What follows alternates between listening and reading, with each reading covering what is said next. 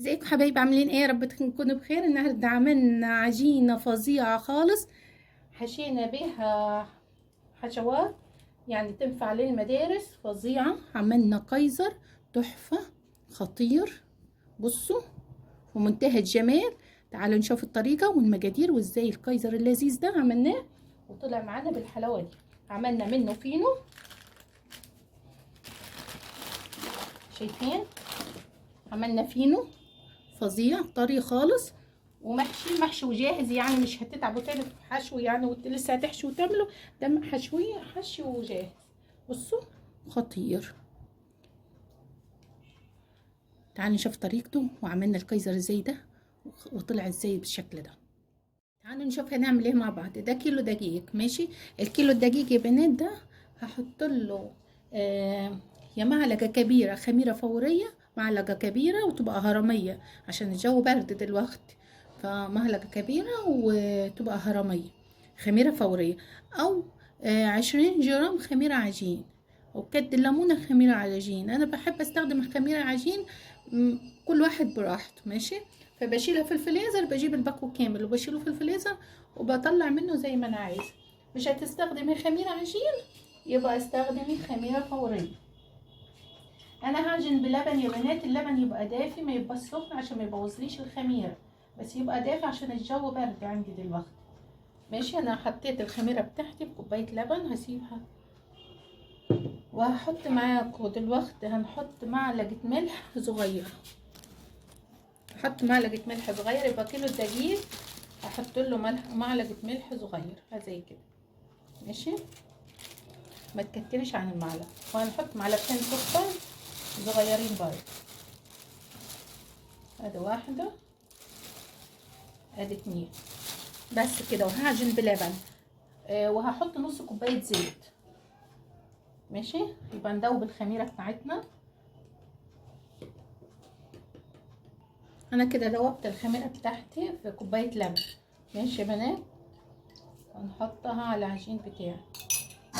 هنشوف كيلو الدقيق هياخد كام كوبايه لبن معايا.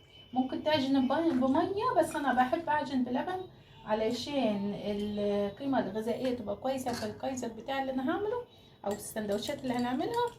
وممكن تعملي لو ما عندكيش لبن اعجن بميه، بس فايده العجينه اللي باللبن بتبقى احسن من اللي فيها ميه. كده انا حطيت كوبايه وادي الكوبايه التاني، وهنشوف هيحتاج قد ايه معايا. وهعجن. يبقى احنا حطينا ايه؟ وهنحط نص كوبايه الزيت،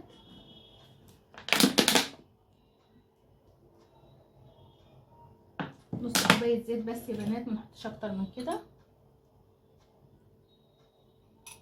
يبقى حطينا كوبايتين لبن ونص كوبايه زيت ومعلقتين سكر صغيرين ومعلقه خميره ومعلقه ملح صغير. وحطيت 20 جرام خميره عجين، او ممكن تحطي معلقه كبيره خميره فوريه، ماشي.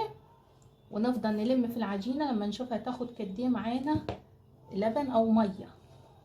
المخابز بره بيعجنوا الكايزر او الفينو بميه، مش بيحطوا لبن، بس احنا عشان عاملينه لعيالنا في البيت هنعمل يعني نحطه، نبقى نخليه كويس يعني، فايدته تبقى حلوه. هحط كوبايه لبن تاني. العجينه ولا تبقى طريه ولا تبقى تخينه، تبقى يعني عاديه. هو الكايزر مش بيبقى، او الفينو مش بيبقى تخين. ادي كوبايه تالته يا بنات. وهلم العجينه بتاعتي لما اشوفها تاخد ايه قد ايه معايا، ماشي. افضل اعجن فيها لغايه ما تتلم معايا كلها.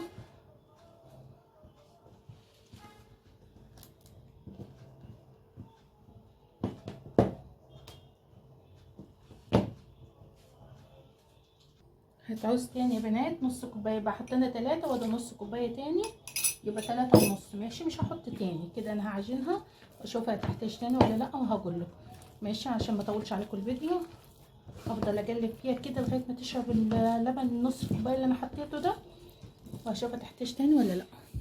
اهي يا بنات. يبقى انا كده عجنت بايه؟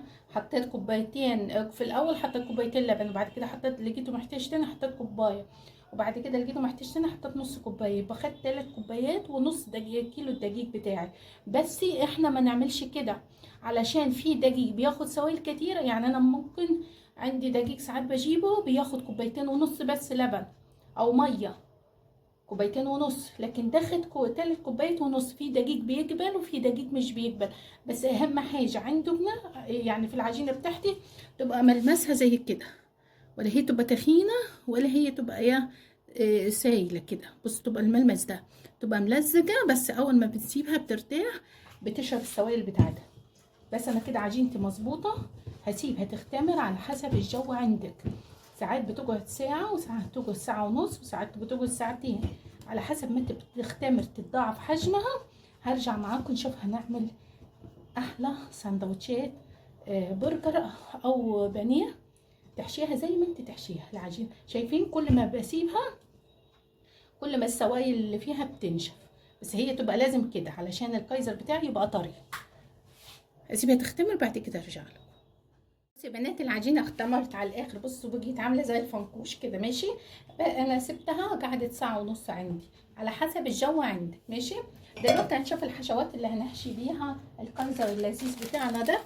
ايه، انا عندي ده عصاج كنت شايلاه في الفريزر، طلعته ربع كيلو عصاج. يعني بص الحشوه براحتك، العب فيها براحتك.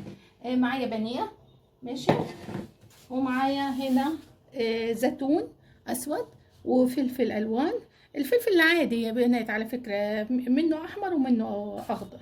فلفل الرومي العادي، بس انا عندي احمر وعندي اخضر. كنت شايله في الفريزر ومطلعاه مجمد، تقطعيه وهو مجمد. دي طماطم بس نصفي منها الميه عشان ما تبوظليش العجينه. لازم نصفي منها الميه. طماطمايه مقطعاها بس ما فيهاش الميه اللي في جواها دي، مصفياها خالص. يبقى زيتون وطماطم ممكن نحشيها بكده بس. هنا معايا جبنه رومي وجبنه موتزاريلا. بصوا الحشوه ممكن نحشي كده وبالجبنه وخلاص، مش لازم لحمه ولا بانيه ولا حاجات. بس انا عندي في الفريزر فطلعته قلت اعمل بيه. ماشي، معايا صاجه هنا حاطه لها ورق الزبده علشان الصاجه بتاعتي بتلزق، ودهنها زيت. ماشي، لو الصاجه عندك مش بتلزق يبقى خلاص ادهنيها زيت وما تحطيش ورق الزبده، بس لازم ندهنها زيت. هعمل ايه دلوقتي؟ هحوش الحشوات بتاعتي كده على جنب، اوريكم كم واحده، وبعد كده هعمل الكميه كلها وارجع لكم. نقطع على حسب ما انت عايزاها، قيصريه كبيره صغيره. بصوا يا بنات العجينه بتاعتي فظيعه. نعملها كده، نوسعها كده. عايزاها كبيره ماشي، عايزاها صغيره ماشي، على حسب ما انت عايزاها تطلع معاك القيصرايه بتاعتك. بصوا انا شايفيني كده، بصوا توسعوها كده، ما ترجعش قوي. هبصهم كده كده. هحط من العصاج. بص بتاخد حاجه بسيطه هي، يعني ها شويه عصاج، كم فلفلايه، كم زيتونيه. بصوا الحشوات حاجات صغننه خالص بس بتدي نتيجه حلوه بامانه. وكم طماطميه صغيرين، كم حته جبنه موتزاريلا، جبنه رومي، براحتكم تلعبوا في الحشوات براحتكم انتوا. بصوا شايفين شكلها لذيذ ازاي؟ بس كده. الشطه برضو براحتكم، انا بحب الشطه فعشان كده هحط شطه، دي اختياري. برضو الشطه براحتكم. ماشي، نقفل الكيزرايه بتاعتي. نحاول نلم كله لجوه. انا هقفلها قدامكم. بصوا بصوا يا بنات، نلم كل الحشوات كده، العجينه بتاعتي تتلم كده. شايفين؟ بصوا نقفلها كده. شايفين عملناها ازاي؟ وندوس عليها كده كده. الكيزرايه بتاعتي حاولي دوريها، خليها مدوره عشان تديلك شكل الكيزرايه بعد ما تختمر. بس السمك ده متبقاش يعني، تبقى اعلى من الصبع، حاجه بسيطه السمك بتاعها. ماشي، نحطها في نحط الحته اللي جفناها من تحت، وده الوش بتاعها من فوق. هعمل واحده تاني معاكم وبعد كده اخلص الكميه كلها وارجع لكم. قلنا نقطعها على حسب ما احنا عايزين. العجينه ولا دهنا زيت ولا عملنا اي حاجه، عجينتها حلوه زي ما وريتها لكم في الفيديو في الاول. بصوا سمكها اهو. نعملها كده، ما نرجعهاش قوي بس نوسعها شويه. نعمل ايه تاني؟ نحشي واحده بانيه علشان ابقى اوريكم البانيه. وريتكم شايفين البانيه مش بناخدها كلها، بناخد حته بس منها. نحاول نعملها كده عشان تبقى مدوره بس. ناخد كام شريحه فلفل. شايفين بتاخد حشوات صغيره بس بتدي نتيجه بامانه تحفه. كم طماطمايه، الطماطم لازم نصفيها من الميه، ماشي؟ يعني لو تعملوا السندوتشات الكايزر دي وتشيلوها في الفريزر تبقى خطيره في المدارس، تبقى محشيه وجاهزه. بس لو هتشيليها في الفريزر ما تحطيش فيها طماطم علشان الطماطم ما تعجنهاش. احنا هيشيل منها الميه ايوه، بس ما نحطش الطماطم، بتغير طعمها في الفريزر، لكن باقي الحشوات عادي. بصوا يا بنات كده ونجمع كله عاد. احط شطه، نسيت احط الشطه. الشطه اختيار يعني براحتكم، انا بحب الشطه عشان كده بحطها. انتوا مش بتحبوها ما تحطوهاش. نلم كل العجينه بتاعتي. شايفين؟ بصوا نلم العجينه كده، نحاول ندوس عليها كده، نقفلها كده. كيلو الدقيق بيقطع معايا كميه حلوه خالص، بدل ما نروح نشتريه غالي من بره على الفاضي. وندوس عليها كده، نحاول ندوس بالراحه وما نحطش حشوات كتير علشان ما تقطعش معايا العجينه. بصوا نحاول نعمل ايه، ندورها نخليها زي دايره عشان تبقى شكل الكايزرايه لما تختمر اهو كده. لو الايديا اتفتحت من ناحيه بتعمليها الحته دي مجفناها من تحت ودايما من فوق، ماشي؟ واعلى من الصابع بتاعي. شايفين انا حتى الصابع يعني اعلى منه شويه. شايفين؟ لازم نسيب مسافه عشان هي تختمر تاني اهو، هتختمر تاني.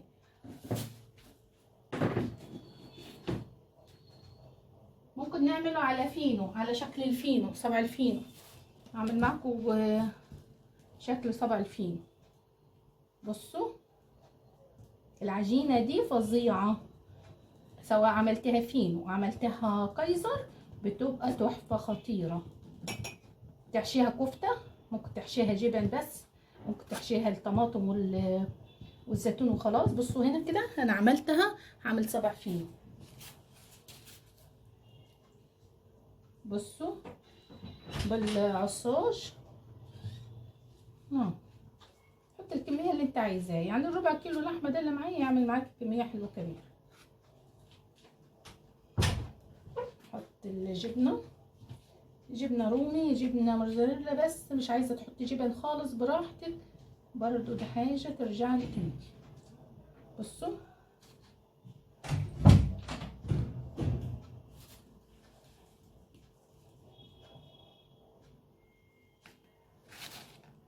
اي حاجه عايزه تحشي بيها تحشيها، زيتون، فلفل.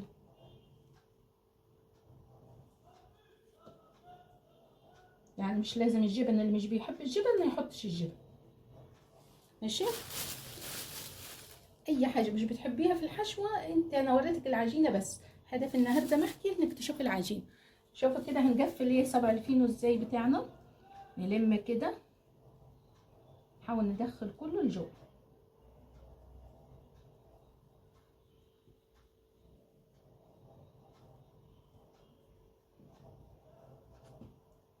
بصوا شايفين كده جو، بجيب ده الطرف ده اللي من بره بجيبه لجوه وبقرصه كده. تقرصيها، تقرص العجينه.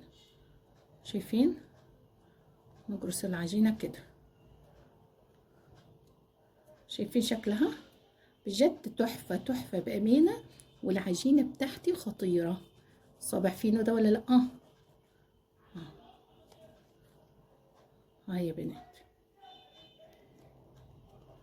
ونحطه كده برضو علو الاعلى من الصابع بتاعي. ادي صابع الفينو بتاعي هحطه برضو ونسيب مسافه.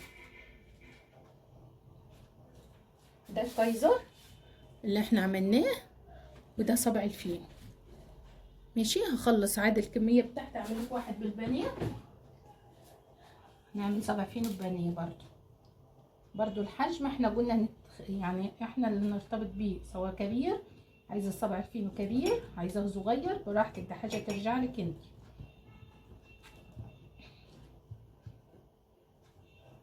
شايفين البناهية عملت لي قيزرايه وعملت لي يد صابع فينو، يعني قطعه البانيه بتعمل لي كذا حاجه.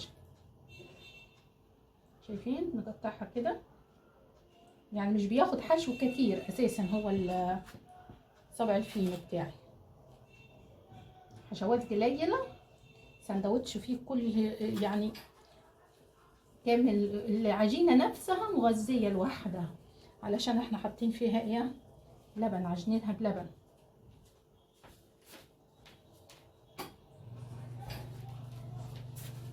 عجنين العجينه نفسها بلبن.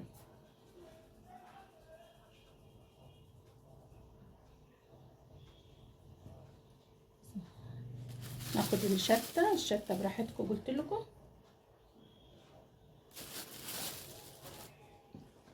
بس نقفلها، نجيب الطرف ده لجوه كده ونجرسها، نجرس العجينه بتاعتنا.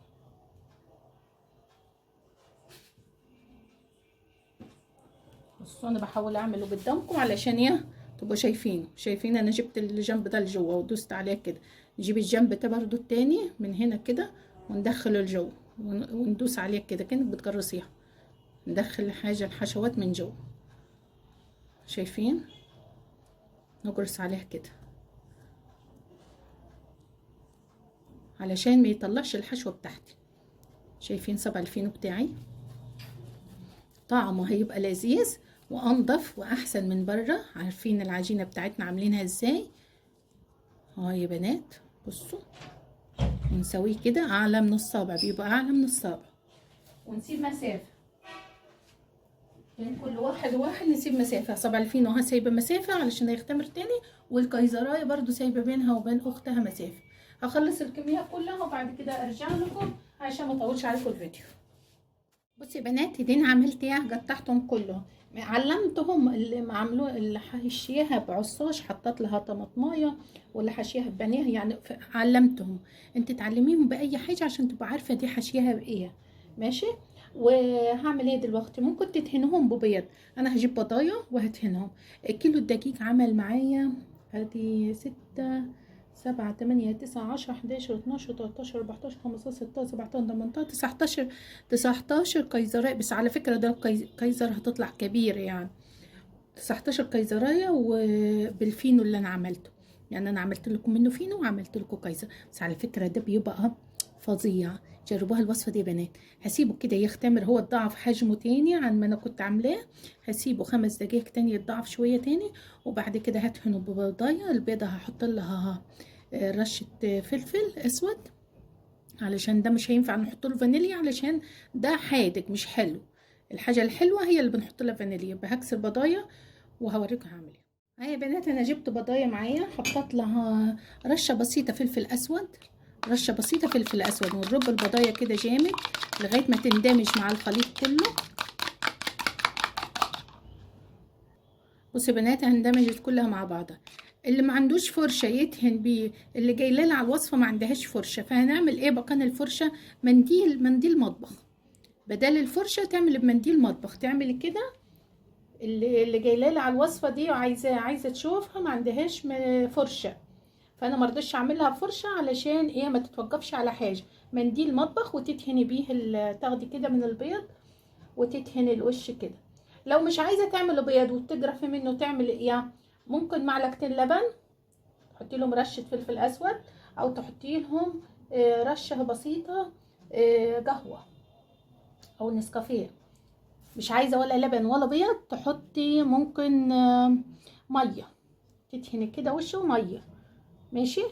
هخلصهم كله بنفس الطريقه وارجع لكم. اول ما نكمل كده يا بنات وهو لسه طري قبل ما ينشف، نرش عليه حبه بركه كده، وسمسم من فوق. اي حاجه انت عايزه ترشيها عليه ترشيها. سمسم وحبه البركه كده بيدوا شكل لذيذ للكايزر بتاعي. يعني انا رشيت سمسم كده بتاع ده حبه بركه، وهرش عليها سمسم. وهو لازم على طول اول ما تدهن البيض او تدهن الميه او تدهن اي حاجه تدهنيها. يبقى كده احنا رشينا حبه البركه. رش سمسم. السمسم ليه فوائد حلوه خالص، وحبه البركه على فكره بيبقى خطير. لو بيض زاد منك نعمل فيه ايه؟ تقليه، تعمليه قرص بيض كده وتقليه ويبقى لذيذ. حطي له رشه ملح وتقليه، يعني مفيش اي حاجه بنرميها خساره. شايفين شكله لذيذ ازاي وهو ني؟ امال لما يستوي هيبقى ازاي؟ فظيع يا بنات، جربوها الوصفه دي، اساسا العجينه نفسها بتبقى خطيره. هروح اولع الفرن بتاعي على 180. اول ما تسخن الفرن هدخل الكايزر بتاعي، هو خلاص اختمر. لما يستوي هوريهولكم. شايفين الضعف حجمه ازاي؟ شايفين الكايزرايه بقت ازاي شكلها؟ مش عارفه واضحه ولا لا، واضحه ولا لا. ثانيه اوضحها لكم كده. شايفين الكايزرايه بقت ايه؟ الضعف. شايفين صبعي فين؟ كد بصبعي مرتين كده او اكتر كمان، ولسه لما هتدخل الفرن تاني هتتضاعف حجمها. احلى عجينه هتاكلوها يا بنات بجد، طريه وفظيعه، قطنيه وهشه من الاخر، تحفه بجد، جربوها. راح اطيبهم وارجع لكم تاني. شايفين يا بنات وهو في الفرن؟ شايفين انا مطيه الفرن ازاي؟ بتبقى النار هاديه خالص زي كده، ماشي. بصوا الكايزر بتاعي، شايفين شكله في الفرن لذيذ ازاي؟ خطير. انا مهديه النار خالص. شايفين انا طلعت لكم الصاجه لبره، بصوا ضعف حجمه ازاي.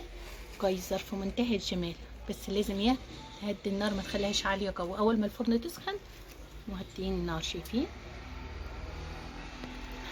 اول ما بيطلع، يعني قبل ما اطلعه كده بجيب بخاخه وبرشها ميه، برش الكايزر بتاع ميه عشان يفضل طري. هوريكم خطوه بخطوه. لو انتي ما عندكيش بخاخه لازم نرشه كده. هو استوى عادي الكايزر بتاعي خطير. بصوا الفينو مستوي من تحت ومن فوق كده، ماشي.